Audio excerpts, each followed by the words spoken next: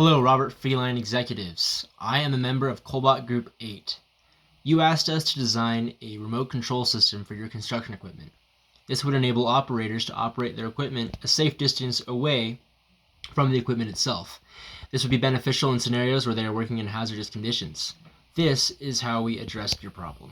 Yeah, we have a clear dual stick ergonomic design, which moves the robot with the turn, pivots, and forward, backward, and another stick that controls the neck and the claw, depending on the severity of the task at hand.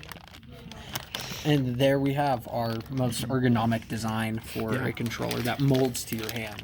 That's why we chose the kind of soft plasticky material, so that also this can be cheaply mass produced, and it has a little bit of play in it, so you can kind of adjust it as you need to, so it can fit anybody's hands. So we have our first stick is the drive control stick. So up and down, so the y-axis on the stick moves the bot forward and backwards. The x-axis, this direction, will make it rotate and spin, so one tread goes backwards, the other one goes forward, depending on which direction. And then the second arm stick controls the up and down motion of the arm on the y-axis, as well as the opening and closing of the jaws on the x-axis.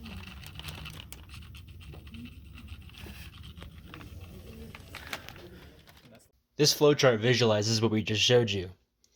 On the left driving joystick, you can see that pushed forward and pushed backwards are two opposite directions, and then once those directions have been achieved, you can push it to the left or the right to start to steer it in one of those directions. On the other hand, if you just turn it to the right or left without forward or backward input, it'll pivot in place. The arm control stick is simpler.